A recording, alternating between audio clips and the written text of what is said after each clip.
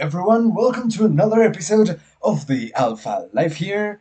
We are moving on with our series to the next part, to an amazing frigate, a great frigate that I have really been enjoying. It's gonna be amazing. And what are we going to do with this amazing frigate? Well, for anyone that has been watching our Empire series lately, should know already what are we going to use this fleet frigate for. And why? Well, first of all, let's get a quick look at the ship tree and take a good look at why we are selecting the ship that we are selecting. So, we will be using an Imperial Navy Slicer. The reason for this is because it's very small, very agile, very fast, and it has a bonus to small energy turret, optimal range, and damage. So that's really going to be great for us running the Sisters of Eve Epic Arc. Yes, that is correct. The Sisters of Eve Epic Arc is what we have been running for today. Of course, we're gonna take a look at two main missions, and well, right now I will just show you real quick that I have arrived at the Dagan mission. Of course, first, before we do that, we're gonna have a good look at the feat, exit the simulation, and let's just take a good look at everything that we have in this feat and the reasons why we have it. So we're going to be starting up in the low slots with two small focused modulated energy beam ones and one small Ghoul compact energy Nosferatu. This is going to be great, especially for one mission in particular, well, for two of them, because you need it to be cap stable in the Dagan fight. So it's really going to be great. You really do need that energy Nosferatu. Next, in the mid slots, we're going to be using a 5MN quad lift restrained Microwarpdrive and a small compact PV acid cap battery. Again, the Microwarpdrive because we want to move fast between rooms, and the battery to help us a bit with that cap stability. Now, for the low slots, we're going to be starting off with an IFFA compact damage control. Why the compact one? Well, the feed is rather tight. As you can see, we have two feeding rigs because the feed is so incredibly tight, but I didn't really want to go to smaller guns, so it is what it is, and we deal with it as best as we can. That's why we're going to be using the 1 million IFIA. Now, the good thing is that you might actually get one for free while low-sec belt ratting, which is where I have been getting quite a few of these. Next up, we're going to move to two heatsinks 2 and one Type D restrained capacitor power relay, again to help us with that cap stability, and a small armor repair Tech 2. Why a Tech 2? Well, just in case we take a little bit of damage. In some of these missions, the rats can do a lot of damage, especially in the two missions that we will be looking at. So I think it's a very worthwhile investment. Next, for the rigs, we're going to be using two small processor overclocking unit ones, again to help us with that CPU, and one small capacitor control circuit one, also to help us with the capacitor. Now, let's simulate the fit and see how we are going to be using it, because you might be thinking to yourself, what cap stability? That's not cap stable. Well, not yet. If we turn off the micro drive, we absolutely are cap stable without any problems and without any issues. But we are getting ready for the Dagan fight, and we are going to see exactly how we get ready for the Dagan fight. Also, if we turn off the armor repair and turn on the micro drive, we are also cap stable. So there is that.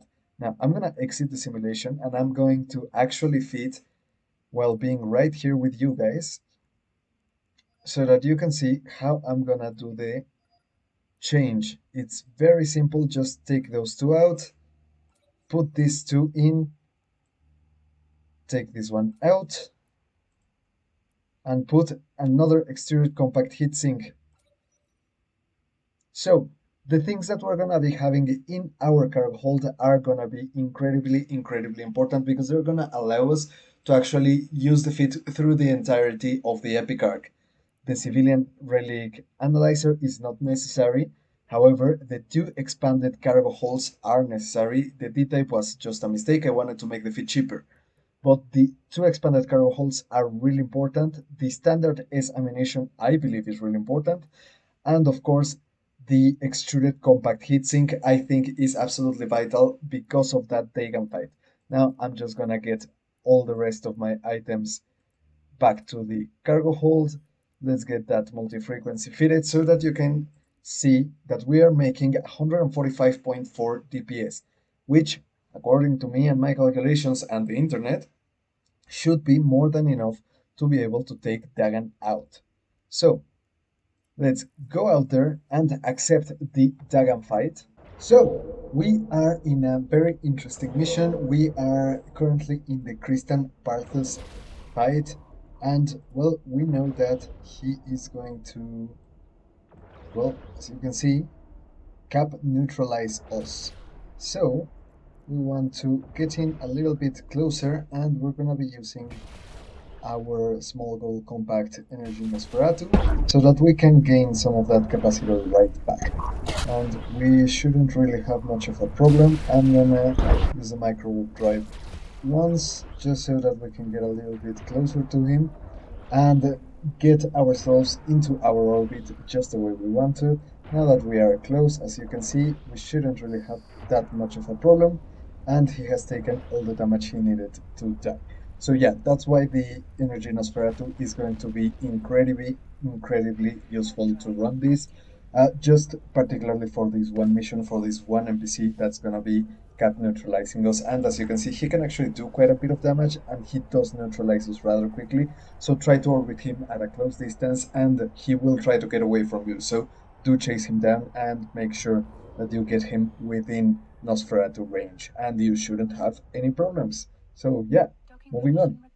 Again, I didn't get to show you the cap stability situation with these little changes, but of course, we are still very much cap stable as long as we have either the Microwarpdrive or the armor repair off. So we shouldn't really have any problems with that, and this is the reason why we have the second small processor overclocking unit, because that CPU, as you can see, is extremely tight. I was thinking of making another feat, but well, I just didn't think that was necessary. So let's...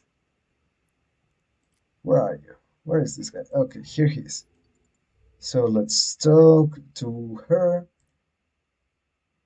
Let's accept the mission and get ready to fight our man Dagan. Again, we shouldn't really have any problems with him, but just in case, we always have to be ready. So here we are. Here is Dagan. We are going to orbit him at 2500. We're gonna turn on our Microwarpdrive, approach as fast as possible, lock everything else up. Of course, he's gonna be target painting us. I think we're gonna have to orbit him a bit closer. Let's orbit him at 500. Let's start shooting the other guys. Let's get our energy Nosferatu on our man Dagan so that we can retain that cap stability.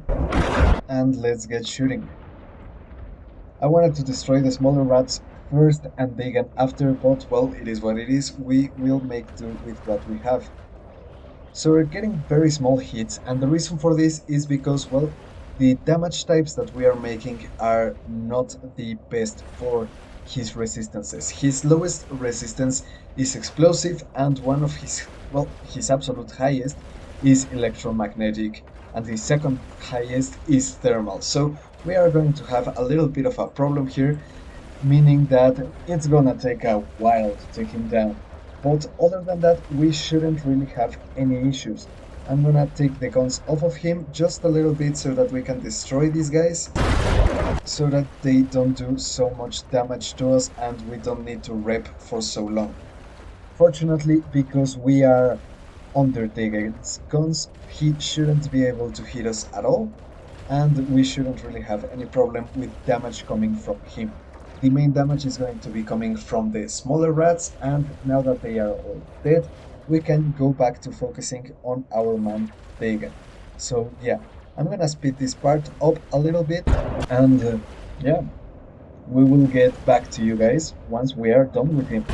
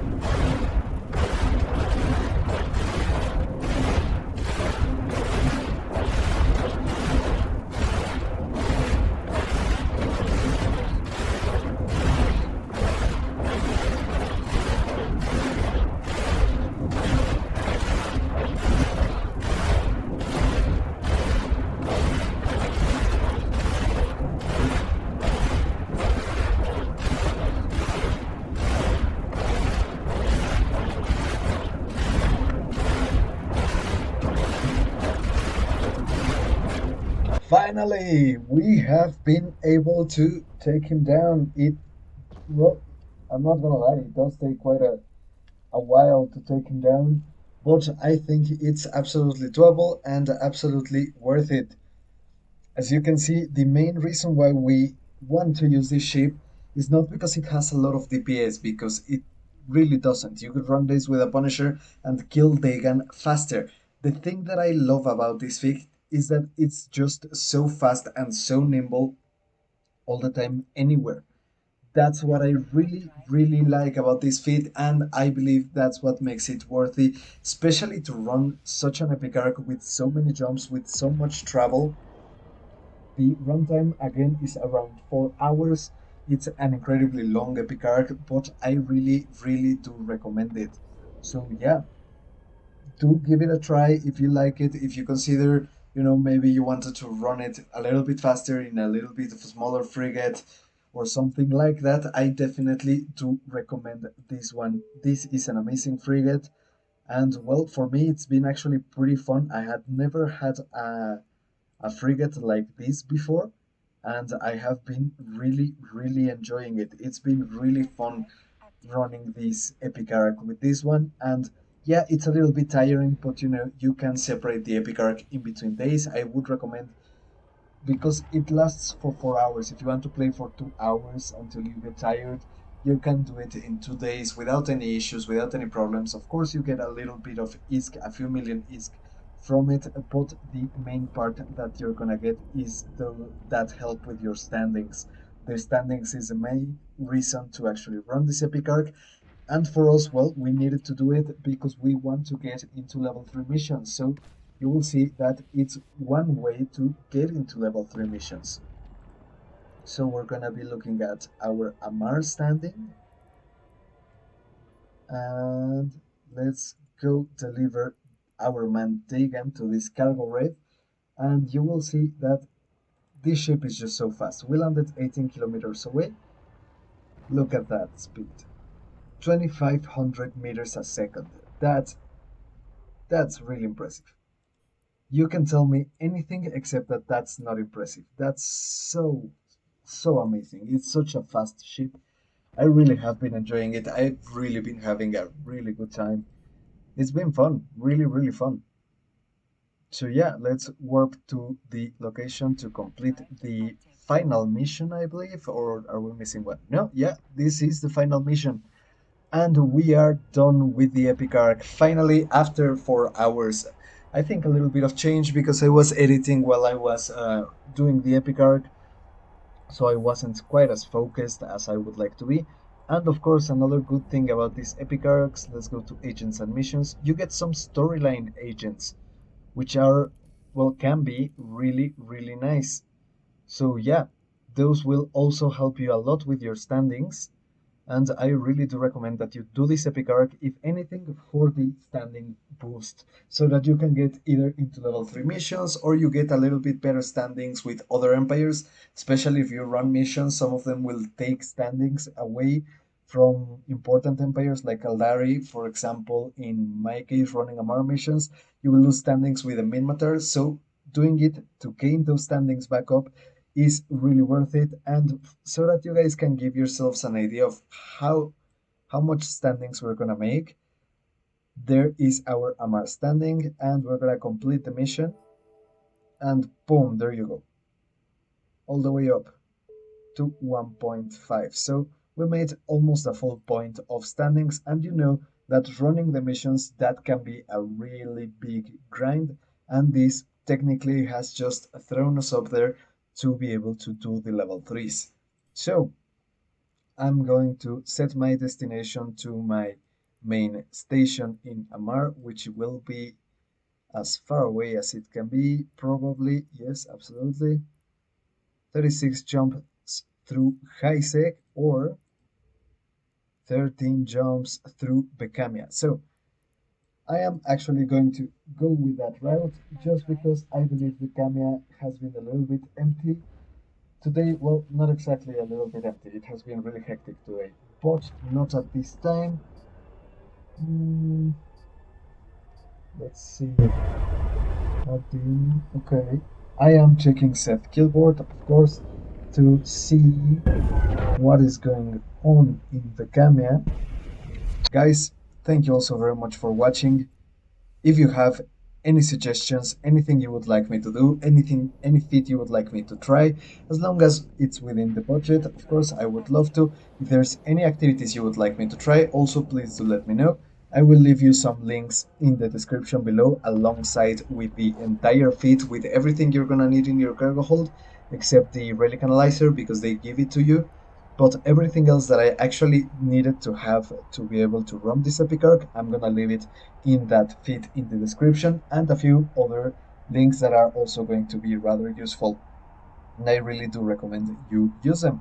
For example, the 1 million referral skill point that I will get something out of. I still don't figure that one out, but yeah, if you want to use it, please do.